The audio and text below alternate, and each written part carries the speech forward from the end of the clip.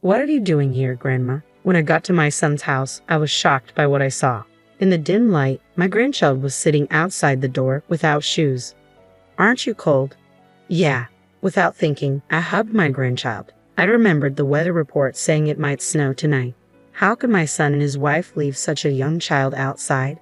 I started to get angry. Why are you sitting out here then? My grandchild, trying not to cry, said, I'm not allowed in. Why not? It's my brother's birthday, and only real family is allowed. What? I raised my voice under the cold sky. What do they mean by real family? My grandchild, overwhelmed with emotion, began to cry loudly, his face a mess with tears and a runny nose. Let's go somewhere warm, okay? It's cold here. You must be hungry too, right? We'll get there soon. Near my son's house, there was a pub run by an old friend. I couldn't be picky about the place. Thinking they would welcome us, I opened the door. Oh, you're back again. Got a bit of a situation. My grandchild peeked out from behind me. Is that your grandchild? Yes, that's right. I immediately contacted someone. What my son and his wife were doing was unacceptable. Leaving my precious grandchild like this. They're going to face the consequences. As a mother and mother-in-law, I was ready to act. By calling the real family, my son and his wife were about to face their reckoning. My name is Veronica, and I just turned 60 this year. My husband, whom I had been with for many years, passed away from an illness about 2 years ago. I live alone in the house he left me. Maybe it's time to live together, my son had suggested when he returned home after a long time. I'm fine on my own. I can manage, I told him. But it must be boring alone, right? Indeed, I'm alone, but somehow I don't feel lonely in this house. That's a shame. Sally, my son's wife, who came with him, seemed a bit relieved. My reluctance to live together was largely due to her presence. She was my son's second wife. Sally, you must feel more comfortable without me around, right? What? No, it's not like that. At the time, I was a bit standoffish. I wasn't particularly close or distant with Sally, but we never quite clicked. My son and his wife have 2 children, but their daughter Natalia is my son's stepdaughter. I've heard he took her in somewhat reluctantly. Their younger son, John, was born shortly after they remarried. By the way, where is Natalia? Oh, Natalia is at a friend's house. I see. Now that I think about it, they rarely brought Natalia when they visited my house.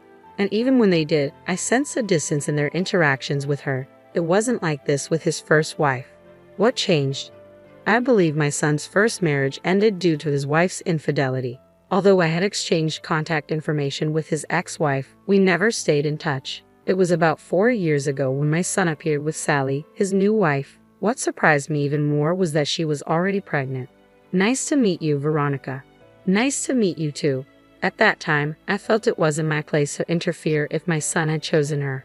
But as issues involving me began to arise, so did my questions. Sally's true nature started to emerge, perhaps because she found my presence bothersome. The recent incident with Natalia was a clear example. Is Natalia really at a friend's? I inquired. I already told you that, she replied, clearly annoyed.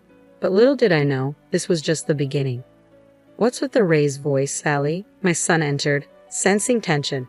It's nothing. Sally brushed it off, shooting me a glare before turning to John. I suspected they were hiding something about Natalia from me, judging by Sally's defensive reaction. But at that moment, I had no way to confirm it. Well, we should head back now. Okay, bring Natalia next time. My son's expression darkened at my request. It seemed both he and Sally were aware of the situation regarding Natalia. We'll bring her next time. Good, please do. They exchanged whispers, but I couldn't make out what they were saying. After that, they stopped visiting altogether. Perhaps they sensed my suspicions. Nevertheless, I couldn't stop worrying about Natalia, so I came up with a plan. Hello, I have a suggestion. What is it? About living together. Are you considering moving in with us? I've thought it over, and having you here might be nice. That's great. I'll start getting ready then. The sooner, the better, right? Really? You're sure? Yes, I don't want to be a burden on you. It would be a big help. And so it was decided that I would move in with my son's family. It wasn't because I disliked living alone. My main reason was to reconnect with Natalia, whom I hadn't seen in a long time, and make sure she was okay. I had considered visiting, but the distance made frequent trips impractical, as it was nearly 2 hours by train. I hoped this move would resolve things, but there was a lingering unease. Still, I couldn't just sit back and do nothing.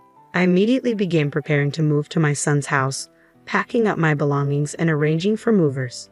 2 weeks later, I settled into living with them. Let's get along well from now on. From today, think of this place as your own home and relax. Thank you, I appreciate it. After the greetings, I went to see Natalia. I was speechless when I saw her. She should be 9 years old now, but she looked so thin. Natalia, do you remember me? Grandma? Yes, that's right. Grandma will live here with you from today. Really? Yay! Her smile, though fragile, was filled with effort. Alongside relief, I felt a deep sadness at how much she had deteriorated. It was clear that Natalia held the lowest position in the house, but I couldn't afford to make a scene that might worsen her situation. So I took her out under the guise of helping me. I'm going to do some shopping, okay? Oh, are you taking Natalia too? Yes, she's going to help me out a bit. All right, Sally appeared displeased, likely wanting to keep Natalia away from me. Whenever we went out, I made sure to treat Natalia to her favorite foods and take her to different places. Thanks to that, she seemed to regain some color and energy compared to when we first started living together. Natalia, what do you usually do at home? Well, I read books in my room or draw. Don't you play with your mom and dad? It was difficult to ask, but I was driven by a desire to help her. Dad and Mom always play with John. When I want to join, they tell me to go to my room. That's sad. From now on, Grandma will play with you a lot, okay? Yeah, it seemed more like neglect or even abuse rather than just poor parenting. Natalia had gained some weight since I arrived, but it was clear she hadn't been properly cared for before. I was determined to protect her no matter what. Then one day, after being out all morning due to a commitment with a friend, I returned home in the evening. What's happening? As I entered the house, I heard Sally's angry voice. What are you doing? Do it like I told you earlier. I'm sorry. It appeared Sally was scolding Natalia, and the situation seemed tense. Sally, what's going on? She's frightened. Natalia was crouched down, holding her head. This kind of incident must have happened many times when I wasn't around, or else Natalia wouldn't react like this. I positioned myself between Sally and Natalia. Don't interfere. This is part of teaching her. What happened just now? She didn't follow my instructions. Sally seemed upset. When I calmed her down and listened, it turned out she had asked Natalia to do the laundry, but Natalia accidentally used fabric softener instead of detergent. Everyone makes mistakes, right? Especially since Natalia is only 8. That's not an excuse, Sally snapped. Calm down, I insisted, but Sally snapped at me. If you're going to complain, then do it yourself. What? You're the one who started complaining. She left Natalia and me there and walked away. The atmosphere in the house was becoming unbearable. Grandma, it's okay. Don't worry, let's do it together. With a mix of anger and determination, I knew I couldn't let this continue. Later, I brought up the incident with my son. Don't you think this is too much? Well, Natalia is already 8 years old, so we thought it's time she learns to do various things, my son said, seeming uneasy. It's good to teach her, but what happened last time was excessive. That's too much, even for teaching. Well, you know, it's your child. Aren't you supposed to take proper care of her? My son, perhaps injured by my words, responded with something shocking. I didn't even want to take her in the first place. What? Then why did you? I thought maybe she'd be useful, but she's turning out just like her mother. He continued to criticize his ex-wife, sounding more like he was trying to justify himself rather than expressing genuine anger. I was stunned by his words. Anyway, please pay more attention to Natalia. She's lonely too. I know, he said, but despite his words, my son and his wife continued to make Natalia do chores like cleaning, laundry, and even going shopping alone. Meanwhile, I quietly supported her without their knowledge. Despite being treated unfairly, Natalia never complained and worked diligently. I couldn't help but admire her determination. Curious about her motivation, I asked her why she was putting in so much effort. Why do you try so hard, Natalia? Because John's birthday is coming soon, she answered joyfully, but I could only watch. Why does such a good child have to suffer like this? You're a great big sister, Natalia. Yeah, I'm John's big sister. I refrained from reprimanding my son and Sally, hoping Natalia's positive spirit would endure. Gradually, their behavior seemed to soften, and a period of calm settled in. I need a little help with something. What do you need help with? Yeah, I could use an extra hand. Sure, okay, thank you. Can you help right now? Now, I suppose I have to. Let me get ready and head out. One of my friends had opened a pub about 6 months ago. Today, their usual part-time worker was unavailable, so they asked for my assistance. Fortunately, the pub wasn't too far from my son's house. I'll be out for a while. Okay. By the way, we're celebrating John's birthday today. What? But his birthday is the day after tomorrow. We changed our minds. They had decided this while I was away, probably hoping to exclude me. I thought things had improved between us recently, but I was mistaken. Are you leaving now? Yes, I am. Don't worry, we'll enjoy the birthday together as a family. I left the house, but Sally's displeased expression lingered in my mind. At the friend's pub, I helped with various tasks. Before I knew it, it was already past 9:00 p.m. Is it this late already? Thank you so much. Your help was really appreciated. It's fine. Working like this once in a while is good. We're always waiting for you. See you later. With those words echoing in my mind, I walked down the dark street, dreading the birthday celebration at home. As I finally reached the house, I was shocked by what I saw. Confusion set in, but I quickly focused on Natalia. Why are you here? Did they say something? I'm not allowed in. Only the real family can celebrate John's birthday, so I can't. Natalia's words echoed under the cold sky, loud enough for the neighbors to hear. What do they mean by real family? Overwhelmed with emotion, Natalia began crying loudly, tears streaming down her face. I knew we couldn't stay there any longer. Yes, my young daughter was left outside by my son despite looking forward to it so much. We need to leave. I decided, feeling we had no choice but to move. Let's go somewhere warm, okay? It's cold here. And you must be hungry too, right? We'll get there soon. I retraced our steps and headed towards the pub run by my friend. I couldn't be choosy about the place. I knew my friend would welcome us. As I opened the door, "Oh, you're back again. There's a situation." Natalia peeked out from behind me. "I understand. Let's sit down and talk. But first, let me make a quick phone call." I took out my smartphone and immediately dialed someone. I wouldn't let my son and his wife get away with leaving my precious granddaughter out in the cold. "What happened?" my friend asked, concerned. "It's about Natalia's parents." I began, explaining today's events and the ongoing situation with gestures and expressions. "What? Your son did this? Why didn't you do something?" My friend was incredulous. "They wouldn't listen to anything I said," I replied, feeling frustrated. "That's unbelievable. Could it be that Sally doesn't like Natalia because she's your son's child from his previous marriage? But Sally knew about Natalia before they remarried. Could she have married just to mistreat her? I hope not." My friend's suggestion was deeply troubling. If true, it meant my son might also be involved. Regardless of the reason, they needed to be held accountable. Just then, Natalia's stomach growled loudly. "Right, you must be hungry. Can you prepare something for her to eat? How about an omelette?" Natalia's face lit up like a blooming flower. "I'll go make it. Wait here," I said.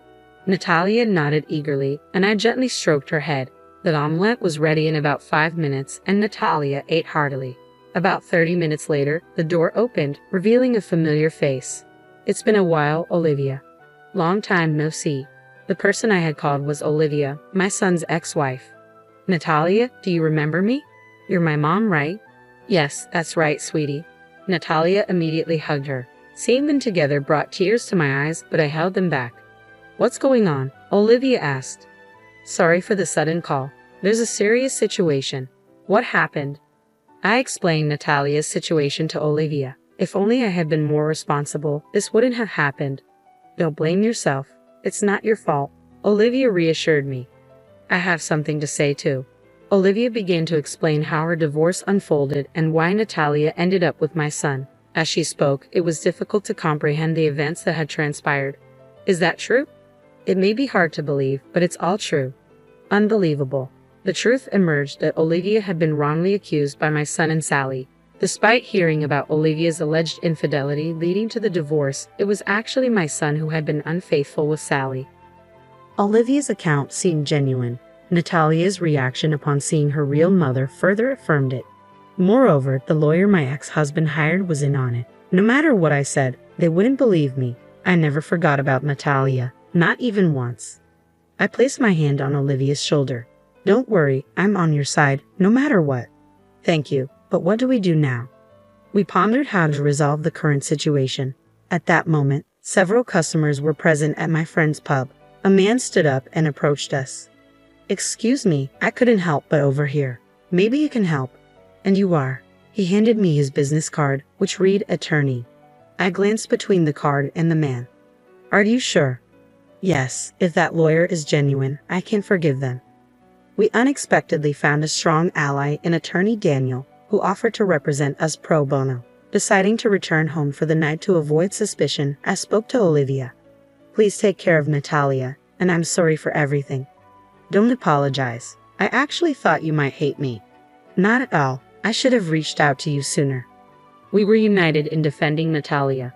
Over the next 2 months, we maintained our routine, ensuring Natalia's safety. Thankfully, my son and Sally were preoccupied with John, leaving Natalia unharmed. Then Olivia called. Everything's ready. I'll be there soon. Sure, let's show those two what they deserve.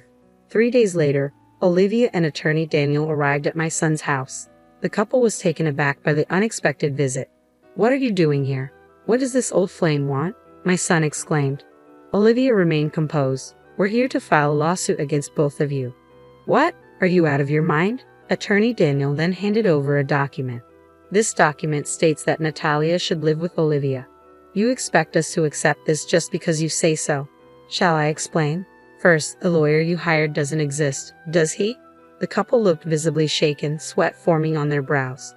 My investigation revealed there's no such person registered with the Bar Association, and he had a criminal record for fraud. You knew this, right? He was your friend. I confronted my son, who remained silent, staring at the floor. Sally, however, was defiant.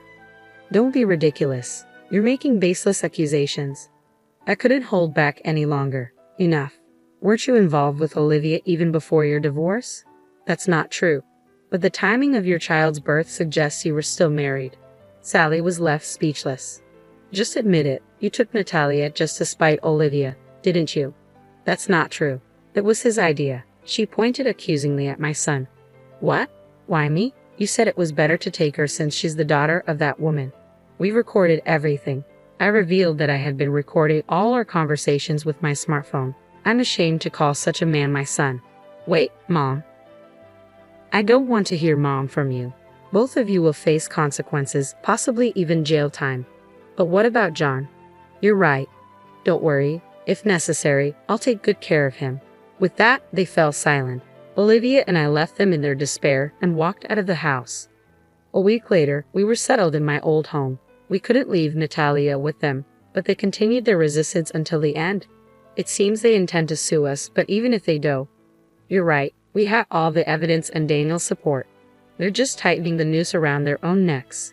It turned out they had indeed hired a real lawyer, but it proved futile. The trial ended decisively in our favor. They lost and were saddled with hefty alimony payments and other charges. A week after the trial, my son reached out to me. I'm sorry for everything. Please help me. You're mistaken if you think you should apologize to me. You're the only one I can turn to, Mom. His voice sounded weak. Unfortunately, I no longer have a son. Don't contact me again. With that, I hung up. Following the incident, my son and Sally's relationship deteriorated, leading to their divorce. They both had to work tirelessly to pay off their debts, and John went to live with Sally's parents. All that remained for them was financial struggle. We'll visit soon, okay? Come with Mom. We'll be waiting. Since then, I've returned to my home, living as I please. My happiness now comes from visits with Natalia and Olivia.